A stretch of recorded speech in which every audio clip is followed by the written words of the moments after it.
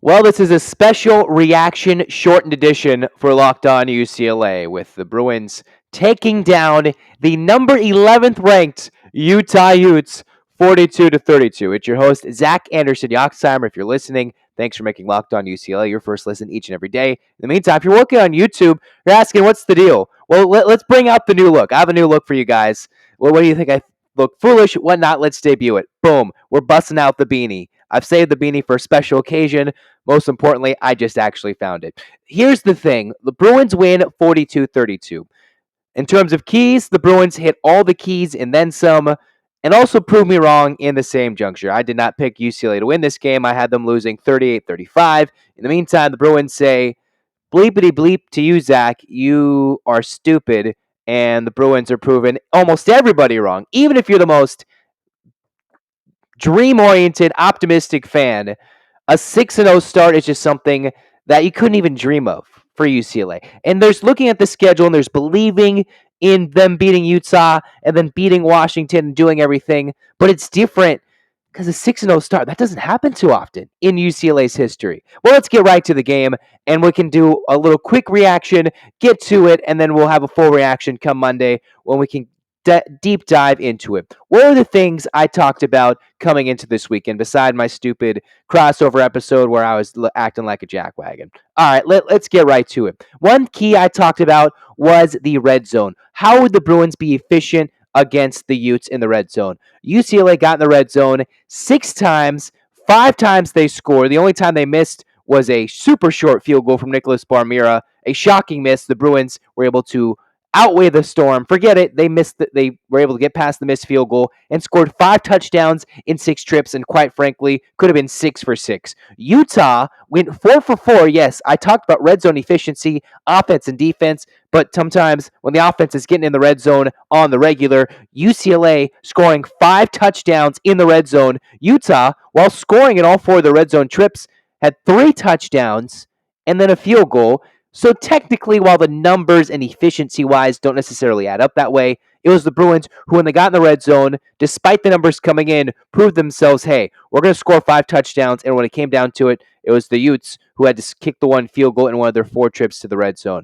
And then I talked about all week, physicality, physicality, physicality.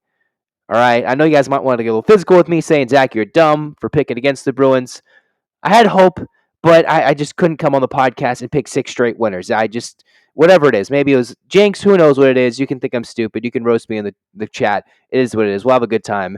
I guess I have 2 weeks to live it up until UCLA plays Oregon. In the meantime, the Bruins physically went through and ran down the Utes' throats. Zach Charbonnet, who is this man? Every Bruin, and everybody should know who he is, 198 yards and a touchdown. He did not have a single rushing yard for a loss. He did not have a single attempt in his 22 carries for any lost yardage. 9 yards per carry. We thought that Colorado epic performance was fantastic. He somehow even won up that only 1 touchdown on the ground and was fantastic. And for the man who's taken so much slack, I believe I've been more of a Dorian Thompson-Robinson defender, despite some of the guests we've had on the show. Good old Zach Candy. We'll throw some shame his way, because I got to take the blame off my shoulders for acting like an idiot. In the meantime, Dorian Thompson-Robinson, 18 for 23, 299, 4 touchdowns and a pick, but just the continued effort. There's some Bruin fans who don't even want him in the program, whether they're haters, whatever it is. It's Dorian Thompson-Robinson, a veteran presence. We talked about this in a long podcast episode a long time ago. Who would be the Heisman Trophy best odds for the Bruins? Well, Charbonnet's clearly the key for UCLA's offense, but they're going to win big games. It's got to be Dorian Thompson-Robinson to step up, and he has been that vocal leader and just been absolutely fantastic. Finally, getting right to it, it was UCLA defensively getting the pick that led to a score, and then the fumble return that led to getting on the 1-yard line and punching the game away to go up 42-25 before the Utes scored late. Whatever it may be, the UCLA Bruins have completely shocked the nation, and regardless of what you think, I know there's people who are coming in thinking Chip Kelly should be fired. You can look in the chat. You can go in the old comments, whether they've been deleted, whatever it is. I'm on record saying I thought they'd lose to Utah in a close game. I knew they could win. It is what it is. It just kind of that negative feeling kind of pulling at you. And I've been a believer in this dark horse of a UCLA team. There is no dark horse anymore. The lights are shining bright, and it's going to count down to the next couple of weeks before they play at Oregon. And then, of course, the big one where the night lights will shine brightly when the Trojans come into the Rose Bowl in late to mid-November. Now it's not longer hiding under the shadow. It's the Bruins who'll be moving forward to try and impress everybody, continuing week in and week out. But for now, it turns into a rest recovery for 2 weeks before they take on the Ducks in Eugene, which somehow makes UCLA's game against Utah, the biggest in 8 years, turn into what can be the second biggest in 8 years, because that Eugene game, that Oregon game in Eugene at Autzen Stadium, with all the storylines of Chip Kelly and whatnot going into it, will be interesting. In the meantime, this special bonus episode is brought to you by Underdog Fantasy. Meanwhile, for Underdog Fantasy, it's one of the easiest way to play fantasy. You can go check it out. Just sign up on UnderdogFantasy.com with the promo code Locked On. Get your first deposit doubled up to $100. Go check out Underdog. It's higher or lower, and are you guys going to give me more love or less love for picking against the Bruins? We believe, maybe just not against the Utes, but I should be smacked in the face with all the comments. I give you full right to roast me. If you don't want to roast me, it's fine. You have this episode and the full reaction at Monday episode to roast me. In the meantime, the Bruins, let's go right to it. 6-0, 9-game winning streak, and one final key I did not bring up. Something I've been bringing up throughout the podcast, throughout this season, even in this 9-game winning streak. The UCLA Bruins coming out of the locker room, regardless of how great they've started, or poorly in some cases, they just turn it on. It's just remarkable. 28 second-half points, and I saw the quote from Kyle Whittingham, Utah's head coach, saying, we just couldn't get a stop in the second half. Well, for some reason, UCLA has been doing this all year long, whether it's been to Bowling Green or all the way now to Utah, or even starting way back when to Colorado, when they shut down the Buffaloes in the second half of the game.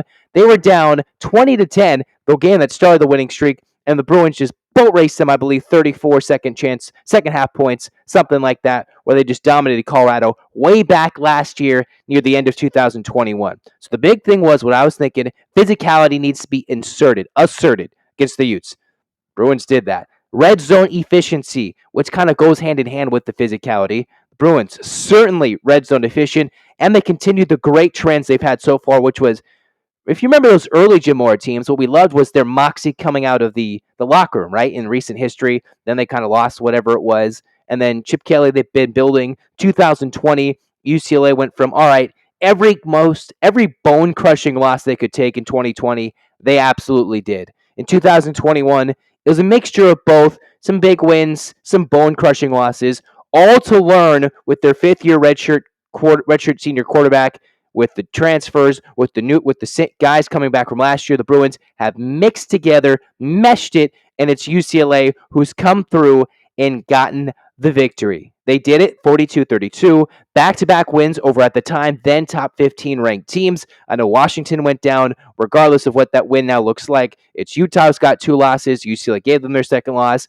You can only play who's in front of you, and the Bruins have done just that, whether it's the weak non-conference or the hype coming in the matchup. The Bruins have answered all the questions, aced every test thus far, and we get 2 weeks before we get to find out the next biggest test, which arguably could be even the toughest, considering it's in the toughest environment in the Pac-12 to win a game in Oregon, where they'll be excited and ready to go for UCLA and Chip Kelly with the Bruins. I'm not sure where they'll be ranked in the AP Top 25. I have no idea. They could all the way in the top 10, or the AP pollsters at the time of this podcast could be really stiff, and who knows? We'll find out, I believe, like late Sunday, October 9th. In the meantime, this is our recap immediate reaction video. We'll get to full reactions, execution, whatever it may be. Roast me, love me, whatever it is. Go Bruins. UCLA wins. Again, if you want to follow me on Twitter and throw some shame my way, there it is, at Zach and Yox. If you want to go follow the show Twitter, at Locked On Bruins. Busy day, crazy day. Here's our reaction. We're going to get right to it, Bruins. 42-32 on Monday. Reaction Monday. When it comes to the October 10th episode, we'll see how high the Bruins are ranked. And they have a week, so they're not going to drop in the rankings unless the AP Top 25 poll or the USA Today Coaches poll are complete idiots, like I was in my pick in the crossover episode. Hope you forgive me. I know if you find my lack of faith disturbing, as some of you guys put in the comments, whatever it is, all jokes aside, let's go Bruins. Let's get an 8 clap going. And 1, 2, 3, 4, 5, 6, 7, 8, UC UCLA, fight, fight, fight! Let's go Bruins, baby! Woo! Let's go. This has been Locked On UCLA's immediate reaction. Well, full reactions coming up soon. This has been the shortened immediate reaction to the Bruins win, their 6-0 start, their unbeaten start in Pac-12 play against the Utah Utes.